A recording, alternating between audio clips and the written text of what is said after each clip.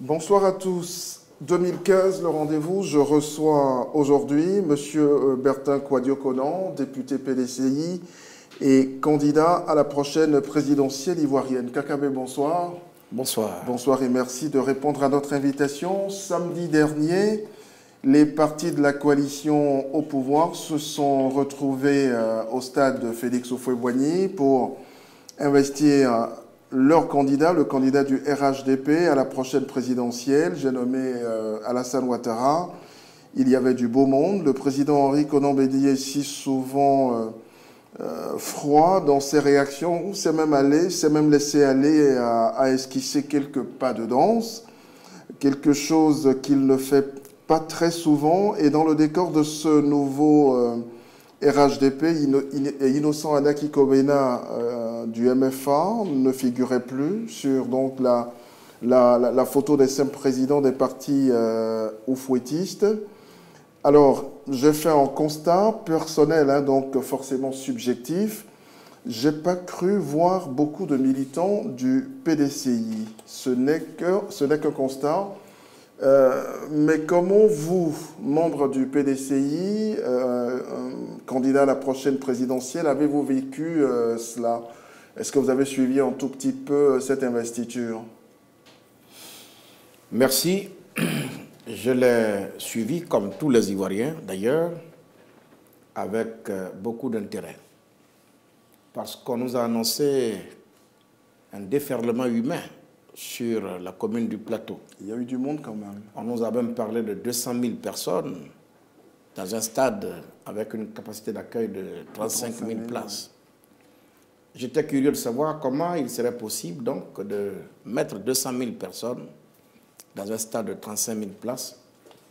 Moi qui ai été en 2010 directeur de campagne adjoint président au niveau des jeunes, la campagne de Alassane Dramane Ouattara, j'ai vu à cette époque-là, en 2010, l'engouement. J'ai vu à cette époque-là le déferlement humain sur l'ensemble des communes d'Abidjan. Surtout quand on a refusé à M. Ouattara le stade Houphouët-Boigny. J'ai vu. 5 ans après, j'observe que M. Ouattara et M. Bédié, plus l'UDPCI et tous les autres, mis ensemble, ils sont incapables de remplir le stade Félix Houphouët-Boigny de 35 000 places. Il y avait du monde quand même. Il y avait du monde, mais le stade n'était pas plein. Je ne dis pas qu'il n'y avait pas du monde. Le stade n'était pas plein. Et pourtant, 5 ans plus tôt, M. Bédié, candidat pour le compte du PDCI seul, avait rempli ce stade. Comment vous expliquez que M. Bédié seul remplit ce stade en 2010, M. Ouattara déverse ses militants dans les rues d'Abidjan en 2010, et qu'en 2015, 5 ans seulement après, alors même qu'on le présente comme le bâtisseur, celui qui a changé le visage de la Côte d'Ivoire, qui a apporté du bonheur aux Ivoiriens, qu'il ne soit pas capable, tous les 4 mis ensemble, de remplir le stade. C'est vous dire que ce RHDP est une coquille vide. Et vous n'avez pas tort de dire qu'il n'y a pas de militants du PDCI dans le stade. Moi, c'est juste un constat. Je confirme que les militants du PDCI... Peut-être qu'il y en avait, que je n'avais pas vu. Les militants du PDCI ne pouvaient pas être enthousiastes, venir nombreux à une telle occasion. Comment pourrait-il se sentir quand on va en lieu et place d'un candidat PDCI-RDA, un militant actif comme, et il le souhaite, on va investir un adversaire politique, et pourtant, président du RDA. Et pourtant, au dernier congrès extraordinaire, il y aurait eu plus de 98% de militants PDCI qui aient accepté que le président Ouattara soit le candidat du PDCI. Mais ce meeting d'hier devait pouvoir justement refléter ce qu'on a vécu au congrès du PDCI-RDA. Où sont-ils passés les 99%? Voyez-vous, ce qu'on a vécu avant-hier au stade, c'est exactement une idée de ce qui va se passer le jour du vote. Alors, à vous écouter, c'est à croire que les militants qui ont voté à 98%, les militants du PDCI, qui ont voté à 98% pour la candidature au nom du PDCI d'Alassane Ouattara, vous voulez dire que tout ça c'est factice? J'ai dit aux Ivoiriens et au monde entier que le congrès extraordinaire que M. Bédié a pompeusement organisé n'était rien d'autre qu'une mise en scène, une mascarade. J'ai rarement vu des militants enthousiastes pour investir un adversaire. Tout ce qui s'est passé à ce congrès extraordinaire, c'est tout, sauf la volonté et l'émanation, n'est-ce pas, de la volonté de nos militants. Donc, croyez-moi... Était-il obligé de s'y rendre? Oh, ils sont venus, vous savez, il semble que chez nous... S'ils n'y croyaient pas, est-ce qu'ils étaient obligés de se rendre à ce congrès-là? Vous croyez que 99%, même pas 1, 2 ou 3 militants dans cette salle ne pouvaient lever le doigt pour contester le choix? Oui.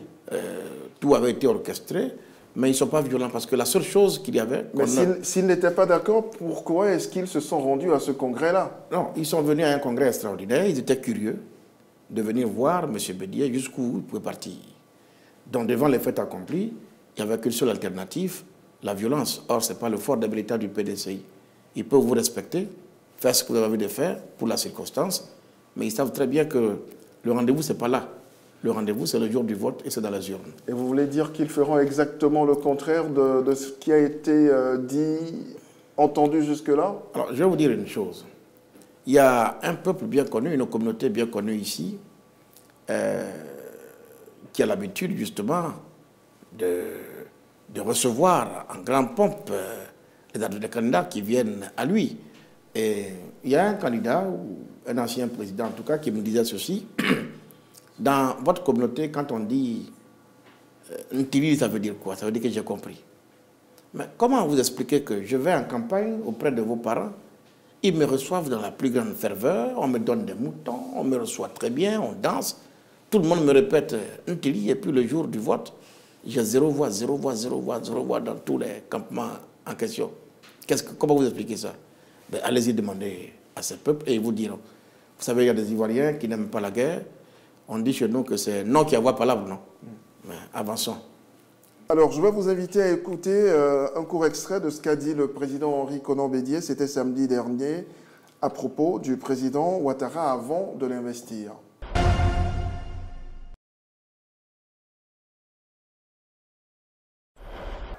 À compter de ce jour, le docteur Alassane Ouattara ne sera plus le candidat d'un seul parti, en l'occurrence le RDR, mais celui du Rassemblement des Oufouettistes pour la démocratie et la paix.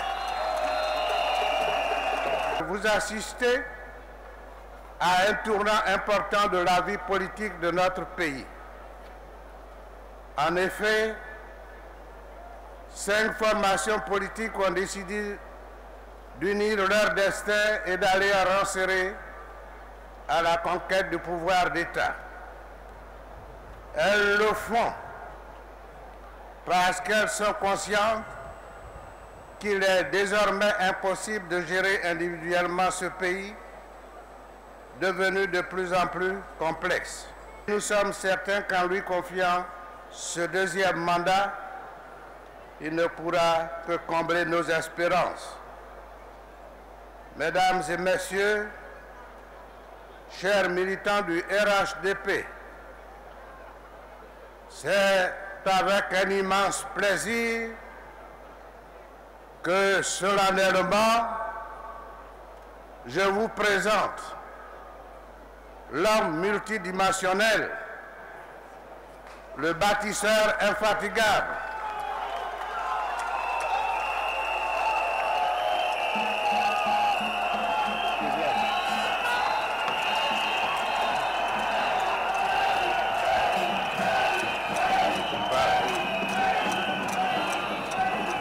notre candidat, le candidat du RHDP, son Excellence Dramane Ouattara.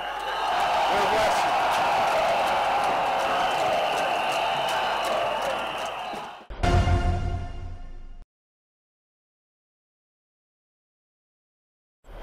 Alors, c'était là l'extrait du président Henri Konan Bédié. La machine RHDP est en marche, là.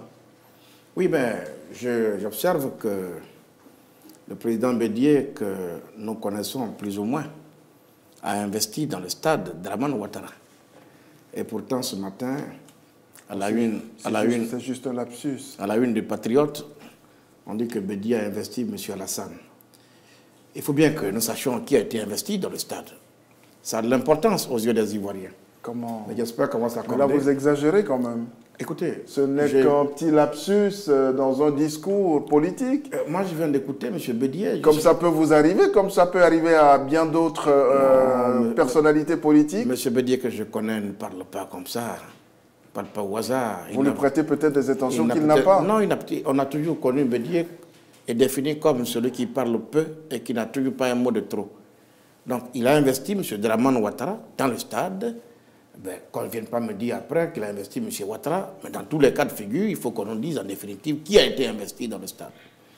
Mais j'observe que les 5 formations politiques dont il parle ont été incapables de remplir le stade. Bien parce que les Ivoiriens ne les suivent plus. Ça, vous l'avez déjà dit? Oui, pour vous dire que les militants du RDR, même les militants du RDR, qui étaient pourtant très enthousiastes il y a 5 ans, ont fini par comprendre que ce n'est pas de l'illusion qu'ils vont vivre, encore moins... je veux dire, je ne dirais pas le mot, mais 5 ans après, je ne pense pas qu'ils aient eu le bonheur escompté. Quelque part, est-ce que vous n'êtes pas aussi comptable de cette gestion RHDP? En tout cas, personnellement, non. J'ai pris très tôt mes distances, et justement, j'ai prévenu, parce que je suis fondamentalement attaché à la philosophie de Houphouët-Boigny. Elle est faite de tolérance, elle est faite de paix, elle est faite de pardon, et surtout de dialogue. Et je n'ai pas le sentiment que, justement, on gouverne selon la philosophie du fouet. C'est plutôt une politique de vengeance qui est mise en place. Et je ne peux pas la cautionner. C'est pour ça que très tôt, j'ai pris mes responsabilités en claquant la porte. Avez-vous quand même l'impression qu'en 5 ans, il y a eu plus de progrès sur la voie démocratique qu'avant? En 5 ans, je considère plutôt que nous avons fait marche arrière, bien au contraire. Sur quel plan? D'abord au plan institutionnel. La CEI, on regardait que la CEI actuelle, elle est tout sauf une commission électorale indépendante. Elle est devenue un instrument à la solde d'un candidat. Et comme les mêmes causes produisent les mêmes effets, je crains que justement l'histoire se répète. Ensuite, la télévision ivoirienne. Je fais partie des rares Ivoiriens qui ont marché sous le régime précédent pour que notre télévision soit plurielle, ouverte à tout le monde, que ce soit une télévision de l'ensemble des Ivoiriens. 5 ans après, elle est plutôt caporalisée par le camp au pouvoir aujourd'hui. Donc, pour vous dire en clair, les choses n'ont pas changé. Moi-même qui vous parle, ma maison vient d'être agressée, attaquée. Aujourd'hui encore, en l'espace d'1 mois, ma maison a subi l'assaut d'inconnus à 2 reprises. C'est vous dire que sous nos yeux, les ingrédients se mettent en place, les dictatures achevées se mettent en place, les choses n'ont pas progressé dans le bon sens, bien au contraire. Et j'ai bien peur. Et sur le plan économique, quel bilan faites-vous de ces années RHDP au pouvoir? Oh, il y a beaucoup de, comme on dit, vuvuzela politique pour peu de choses. Les Ivoiriens sont dans la misère, ils sont incapables... Il y a quand même de bons résultats. Je veux qu'on m'en donne un seul exemple. Les infrastructures économiques. Lesquelles, par exemple? Le 3e pont. Le 3e pont, je regrette. Puisqu'il porte le nom du président de votre parti. Ce n'est pas par hasard qu'il porte le nom du président Bédié. Parce que ce pont-là aurait dû être inauguré depuis 2000, s'il n'y a pas eu de coup d'État militaire en 1999, qualifié à l'époque par les mêmes de révolution des œillères. N'oubliez pas, cher ami, que ici même, Alassane Ouattara le disait, je frapperai ce pouvoir moribond et il tombera, je rendrai ce pays ingouvernable. La leçon qu'il faut plutôt retenir. Est-ce qu'il ne faut pas avancer finalement? Les deux sont ensemble. Oui, il faut avancer. Je suis d'accord qu'il faut avancer. Mais on n'avance pas sans mémoire. Ce qu'il faut retenir, c'est que quand il n'y a pas d'opposants pour décréter la chienlit, quand il n'y a pas d'opposants pour frapper les régimes moribonds, pour qu'ils tombent, eh bien, on peut bâtir. Voilà la leçon qu'il faut retenir. Sinon, ce pont-là, un pont, croyez-moi, son étude à elle seule va vous prendre au moins 2 ans. Les financements, pour les mobiliser, ça vous prend au moins 1 à 2 ans. Ensuite, n'oubliez pas que là où il a été bâti, les riverains avaient été déjà dédommagés. Il y avait à l'époque Maquis célèbre, la bâche bleue, qui a été reconstruit vers le niveau de l'aéroport. On avait donné le premier coup de pioche. Nous, c'était ce coup d'État Abidjan aurait connu ce pont. Et ce n'est pas par hasard qu'il porte le nom d'Henri Konan Bédié, parce que je crois que c'est plutôt l'expression d'un mea culpa. À quand votre investiture? Vous êtes candidat? Oui, au mois de juillet, je ferai mon investiture dans le même stade. Et il y aura également le 8 ou le 9 mai prochain l'investiture de M. Essi Amara. Oui. Je crois que vous appartenez à une coalition en gestation. Tout à fait. Alors chacun ira de son côté, c'est cela, avant que vous regroupiez. Est-ce que ce ne serait pas suicidaire? Non, Parce que face à la machine RHDP... Oh, soyez rassurés. Et je voudrais même profiter de cette antenne-là, ce plateau, pour rassurer tous les Ivoiriens qui ont soif d'unité, qui ont soif de rassemblement. Nous sommes tous des militants du PDCI-RDA qui avons été élevés dans ce moule de paix, d'unité et de rassemblement. Nous savons que l'union fait la force. Le moment venu, nous asserrons pour apprécier et arrêter la bonne stratégie, la meilleure, la plus efficace possible pour venir à bout de cette dictature naissante sous nos yeux. Donc, croyez-nous, nous sommes ensemble, nous parlons ensemble. Je serai à l'investiture de le ministre Essi Amara et lui aussi, certainement, sera mon investiture. Le moment venu, nous ferons ce qu'il y a à faire. Les militants du RDR disent que Ouattara n'a presque rien en face. Bon, vous savez, c'est bien souvent. Et on sait là où nous conduisent, je veux dire, notre ego surdimensionné, le mépris qu'on affiche vis-à-vis des autres. Il faut avoir du sens de respect, même pour plus petit que soi. C'est quoi finalement? Celui qui est incapable de remplir un stade peut prétendre être un poids lourd. Bon, je ne sais pas d'où il tire ça, mais je vous renvoie à la Bible. Vous verrez bien que Goliath n'était pas forcément donné perdant. Et pourtant, la Bible nous enseigne qu'il y a eu David. Alors, je vais vous faire écouter aussi un second extrait du président candidat du RHDP, le président Alassane Ouattara. Il était très solennel. Je vous fais écouter son extrait et puis on en reparle après.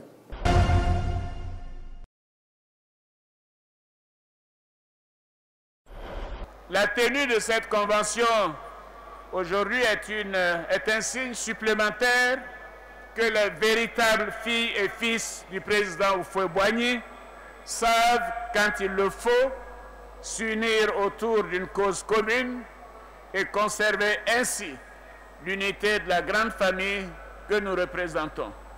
C'est une nouvelle chance que nous donnons à notre alliance, un grand pas de plus dans sa consolidation.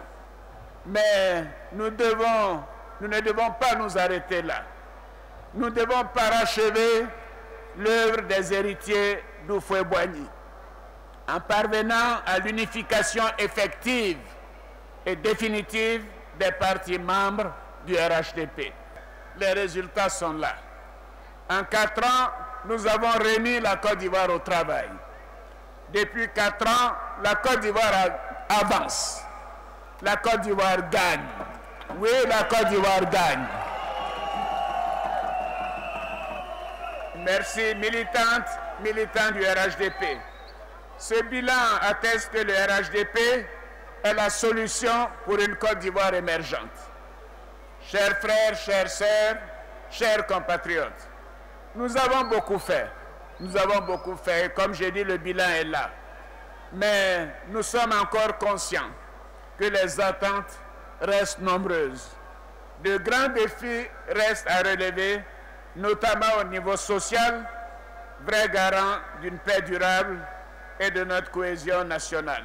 Il s'agira pour nous de renforcer ce que nous avons entamé ensemble pour améliorer le quotidien et le pouvoir d'achat de nos concitoyens et faire baisser le chômage.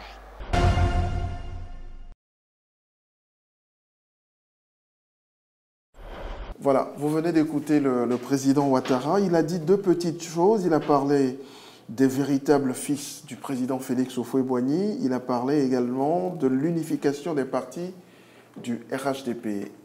Qu'est-ce que vous en dites? Il a aussi fait un aveu de taille, un aveu d'échec sur le plan social. et il reconnaît lui-même que beaucoup reste à faire. Je vais vous dire que... Il ne peut pas tout faire non plus. Mais il a en 5 ans. Il a même dit aux Ivoiriens, donnez-moi 5 ans, je vous transforme la Côte d'Ivoire. Ouais. Il y a ce qu'on peut faire aussi. Attention, nous ne sommes pas un peuple à qui on promet ce qu'on ne peut pas faire non plus. On lui a fait confiance. Il a été considéré ici comme la solution à nos problèmes.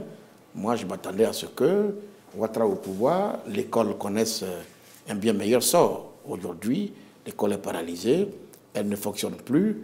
On dépense des milliards, selon ce que j'entends dans la presse, à organiser un petit meeting qui ne connaît pas de succès, pendant qu'à côté, les enseignants demandent juste le minimum pour que nos enfants puissent passer les concours et les examens dans les meilleures conditions. Aujourd'hui, les prix du café, du cacao, vous savez à combien ils sont payés aujourd'hui. L'hévéaculture aujourd'hui est un secteur sinistré. Le coton, n'en parlons pas. L'anacarde, n'en parlons pas. C'est presque la misère. Au plan social, les Ivoiriens n'arrivent même plus à manger 2 repas par jour. Vous voyez bien que lui-même reconnaît qu'au plan social, eh bien, il a échoué. C'est le plus important pour les Ivoiriens. Ils vous diront même, pour ironiser, c'est pas bon, on mange. Ça, on entend tous les jours. Est-ce que c'est échoué quand on reconnaît que voilà, on n'a pas pu faire mieux? Oui, on n'a pas pu faire mieux, mais il a échoué. C'est pas un échec. Parce que ici, on nous a promis ici qu'en 5 ans, donnez-moi un seul mandat, je vous transforme la Côte d'Ivoire. Et vous aviez soutenu ce discours aussi longtemps? Bien sûr, j'y ai cru naïvement. J'y ai cru naïvement. Vous regrettez aujourd'hui de l'avoir soutenu? Comment aurait pu en être autrement quand même M. Ouattara a un background, je veux dire, l'adjoint au FMI qui vient se mettre à la disposition d'un pays africain comme le nôtre. J'ai pensé qu'avec lui, eh bien, on irait vers la mise en place d'institutions fortes. J'ai pensé qu'avec lui, on en finirait avec le tribalisme. Je ne savais pas qu'on reviendrait encore à des politiques de rattrapage ethnique. Je ne savais pas qu'on reviendrait encore à des CEI instrumentalisés. Bon, donc j'ai au moins quelques raisons de me sentir trahi. Mais je reviens à la question que vous avez posée. On nous parle de parti unifié. Qu'est-ce que ça veut dire? Moi, j'en sais rien du tout. Je reste, moi, attaché au parti d'Houphouët-Boigny, le PDCI-RDA. Il a promis l'alternance en 2020. Ceux qui veulent croire peuvent croire. On dit les promesses des hommes politiques n'ont de valeur qu'aux yeux de ceux qui veulent croire. Eh bien, il nous a promis beaucoup de choses. Le PDCI-RDA, nous savons comment nous avons été traités sur les 5 ans. Alors, ce qui est certain, nous avons été tous à la maison du père fondateur, c'est le PDCI-RDA. C'est le RDR qui est parti librement du PDCI-RDA en 1994. En nous promettant même, d'ailleurs, je vous rappelle, de réduire par la bouche de M. Guéné, comme on paix à son âme, le PDCI à l'état de relique au nord et à l'état de vestige au sud. Dès que Ouattara devient président, la première chose qu'il propose au PDCI, c'est que nous allions à l'élection législative ensemble, mais en acceptant le principe qu'un des partis membres de l'Alliance qui a obtenu plus de 51% dans une zone n'est pas de candidat dans cette zone. Automatiquement, eh bien, nous disparaissons, nous, du nord de la Côte d'Ivoire, parce que de Bouaké jusqu'à la frontière nord, eh bien, Ouattara a obtenu 51%.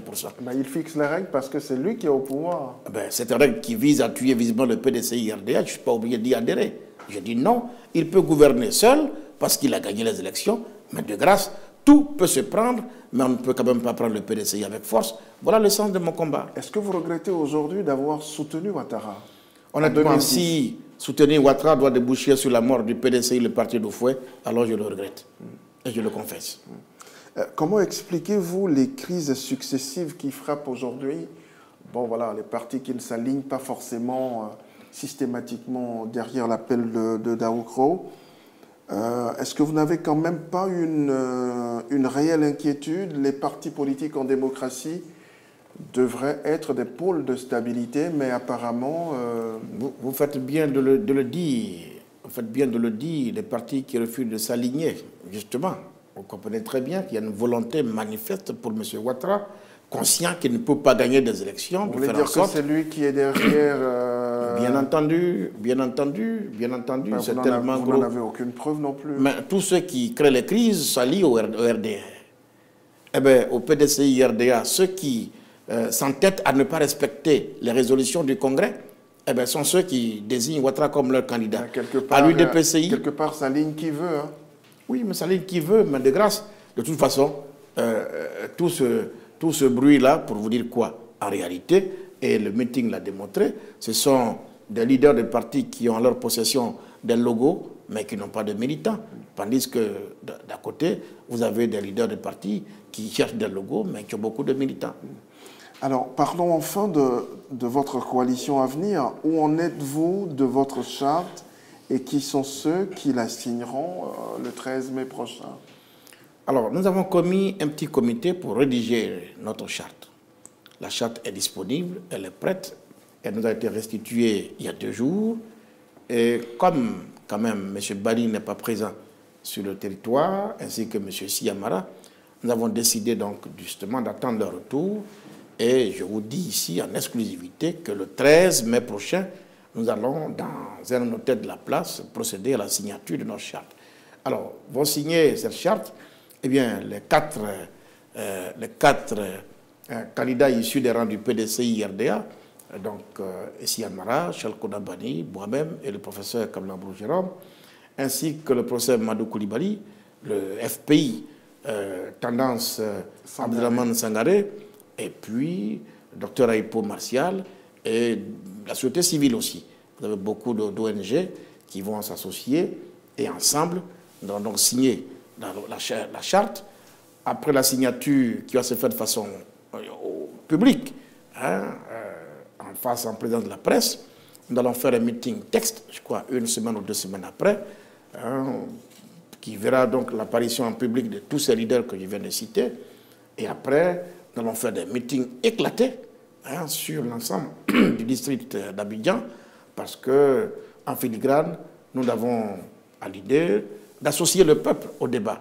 Parce que jusque-là, nous avons mené tous les débats en dehors du peuple. Il faut bien qu'un jour, nous puissions demander au peuple son avis sur la CEI, son avis sur l'article 35, son avis sur la Constitution, son avis sur la liste électorale. Il faut associer donc le peuple à ce débat, et c'est ce que nous allons tenter de faire. Et puis pourquoi pas nous retrouver dans un grand rassemblement, soit à la place de la République. Et je vous dis qu'il faut maintenant qu'on associe le peuple. Est-ce que vous ne vous y prenez pas assez tard quand même? Non, je ne pense pas. Je ne pense pas. Nous avons du temps. Beaucoup de temps? Oh. Assez de temps? Nous avons du temps pour faire ce qu'il y a à faire pour la Côte d'Ivoire. Face à la machine RHDP? De quelle machine vous me parlez? De quelle machine vous me parlez? Vous savez, vous, que c'est quand même important, le RHDP. C'est quoi l'importance? Qu'est-ce qui... Donnez-moi, pourquoi vous, subitement... Vous additionnez le RDR, le PDCI et tout le reste? Vous additionnez quoi? 0 plus 0 égale 0? Ah ben c'est vous, finalement, qui sous-estimez les autres en face. Ben moi, écoutez, attends, j'ai été quand même pendant 13 ans président des jeunes du PDCI. Ben oui, mais vous savez ce que pèse le PDCI? Oui, le PDCI d'aujourd'hui pèse quoi? Le PDCI d'aujourd'hui pèse quoi? Dans un pays sérieux où on procède par, je veux dire, organiser l'opinion pour faire des sondages, vous saurez bien ce que pèse le PDCI. En réalité, et vous avez bien fait de dire ici que vous n'avez pas senti beaucoup de militants du FPI dans le stade avant-hier. Eh bien, où sont-ils, les militants du PDCI RDR? Eh bien, ils sont avec nous. Alors, qu'allez-vous faire les prochains jours sur le terrain? Que faites-vous en ce moment? En ce moment, nous occupons le terrain. Nous occupons le terrain. Il ne se passe pas un week-end sans qu'on ne soit sur le terrain. J'étais il y a 2 jours à Benoît, sur l'axe Abidjan-Noé, tout comme le pays baoulé, l'ouest, le sud. Nous sommes sur le terrain. Mon programme va m'amener bientôt à l'extrême nord de la Côte d'Ivoire, parce que je vais pouvoir parler à l'ensemble des Ivoiriens que nous devons rassembler à nouveau autour d'un projet et un programme de gouvernement que je leur proposerai au mois de juin. Merci Bertin Kouadio Konan, merci d'être passé par chez nous. Ben, c'est moi qui vous remercie. Merci.